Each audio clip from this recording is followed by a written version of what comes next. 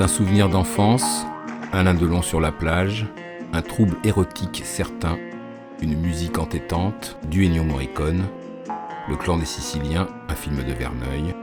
C'est sans doute une première fois, et si ce n'est pas le cas, faisons comme si.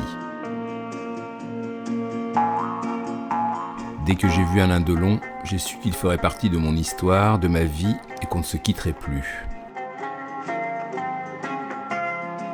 Et puisque Morricone était de la partie, Delon serait d'abord pour moi un peu italien et forcément musical.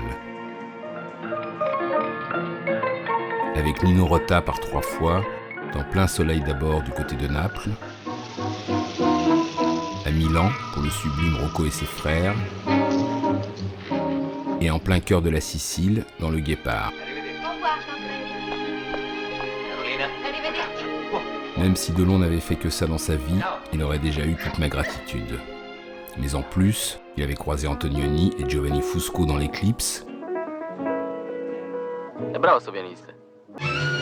Valerio Zorlini et Mariona Simbene dans un de mes films préférés, Le Professeur, le plus dépressif de tous les Delon, plongé dans les brumes de Rimini. Et même Big Guns de Duccio Tessari, où j'aimais particulièrement la voix de la grande Mina, interprétant l'appuntamento sur une musique de Gianni Ferrio. La classe.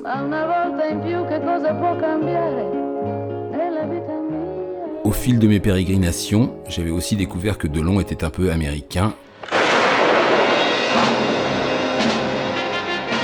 et qu'il avait accroché à son tableau de chasse musical 2 compositeurs que j'adore, 2 modernes, Jerry Fielding dans Scorpio et Lalo Schifrin par 2 fois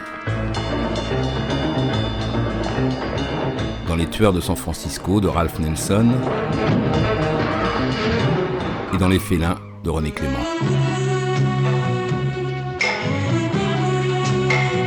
Bon, je mentirais si je faisais passer Delon pour un étranger. En réalité, il était bien français, pour le meilleur et parfois pour le pire. Mais quoi qu'il fasse, j'ai toujours eu une certaine indulgence pour Delon. Et puis je l'aimais, habillé par Magne dans Mélodie en sous-sol, par Éric de Marsan dans Le Cercle Rouge, par Michel Legrand dans La Piscine, par Claude Bolling dans Borsalino, par Philippe Sard dans La Veuve Coudert. Il y avait même eu un compagnonnage léger entre Jean-Michel Jarre et Delon dans Les Granges Brûlées, tandis qu'il retrouverait une vingtaine d'années plus tard le père, je veux dire Maurice Jarre, dans Le Jour et la Nuit. Mais là, Joker, car ma légendaire indulgence avait parfois des limites. Sinon, comme titre de gloire musicaux, Delon avait swingé Manouche sur du Django Reinhardt et croisé Astor Piazzolla dans Armageddon.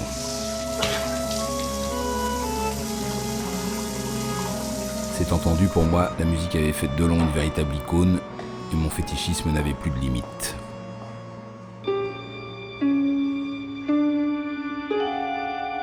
Le grand couturier pour Delon, celui qui l'habillait le mieux et celui que je préférais, c'était François de Roubaix, dans Le Samouraï bien sûr, mais également dans Les Aventuriers.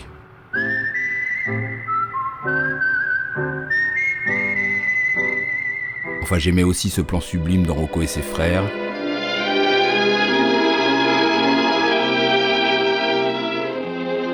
ou même, plus limite, Delon en pleine nudité sur des chants afro dans Traitement de choc. Mais plus que son corps nu ou habillé, ce que j'aimais chez Delon depuis toujours, c'était sa voix. Je m'appelle Borniche, Roger Borniche. Il interprète Roger Borniche dans Flick Story. Et je l'aime, ce putain de métier. Le commissaire Edward Coleman dans Un flic de Melville. Ma tâche quotidienne commençait juste avant la nuit. Mais c'était beaucoup plus tard, quand la ville dormait, qu'il m'était vraiment donné de pouvoir l'accomplir. Ou Roger Lennox dans Nouvelle Vague de Godard. C'est tout juste si j'entends, de loin en loin, la terre gémir doucement, dont un rayon déchire la surface. Une voix, vous dis-je, une voix comme de la musique. Mais Delon, c'était aussi un regard, quelqu'un qui aimait observer, un voyeur auquel je pouvais m'identifier malgré la distance entre nous. Dans Quelle joie de vivre de René Clément, dans Scorpio,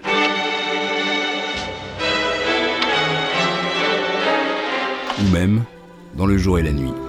Décidément, on n'y échappe pas. Comment ne pas s'identifier donc à ce Delon qui aimait regarder danser les filles, qui jalousait son oncle Burt Lancaster valsant avec la cardinale,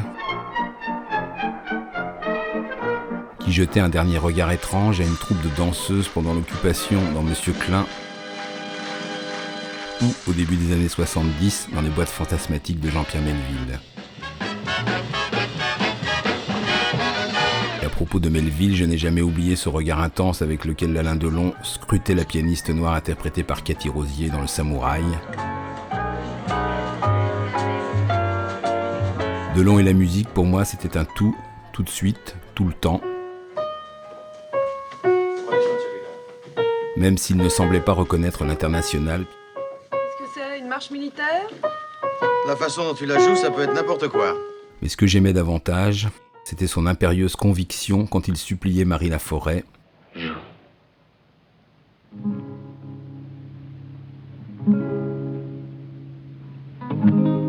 Pour moi. Au point même qu'il avait fini par prendre la guitare entre ses mains pour jouer Plaisir d'amour. Plaisir d'amour. Fous le camp. En revanche, Catherine Deneuve appréciait davantage le jeu de piano d'Alain. Et je la comprenais parfaitement. Après, il y a des moments où je comprenais un peu moins bien mon ami Alain.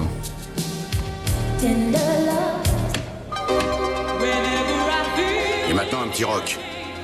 Pour se fouetter les sangs. Mais son goût pour le rock pouvait tout excuser, même dans Paroles de flic. Et puis que voulez-vous, en matière de musique comme de voix, Alain Delon aimait diriger les opérations, et là, Dancing Machine s'imposait.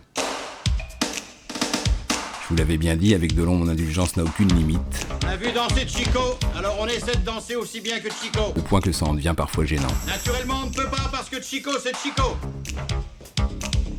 Mais on essaie tout de même. Pour me remettre de mes émotions, j'avais besoin d'un peu de tendresse, et à mon tour, je regardais, comme je le faisais adolescent, Alain Delon danser dans les bras d'une femme.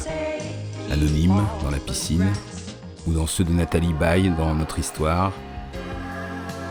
Et je finissais comme toujours par l'envier secrètement lorsqu'il embrassait une blonde. Madame est satisfaite. Une brune. Enfin, même pour lui, ça ne marchait pas toujours. Godard et Nouvelle Vague obligent.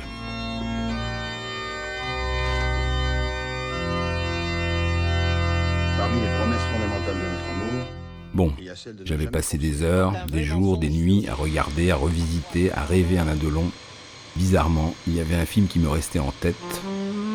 Pas le plus noble, pas le plus brillant, mais bon.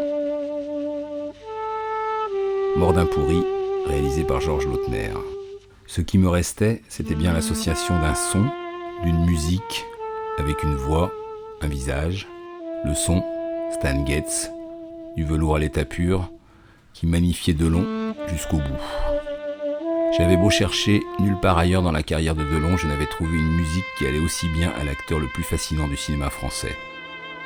Getz me révélait tout à coup ce qui m'avait toujours touché sans le savoir dans le regard d'Alain Delon, cette pointe de nostalgie, cette mélancolie qui vous étreint le soir alors que vous cherchez vainement le sommeil. Grâce à Getz, je savais enfin pourquoi j'aimais Alain Delon et pourquoi cette musique m'obsédait. Grâce lui en soit rendue.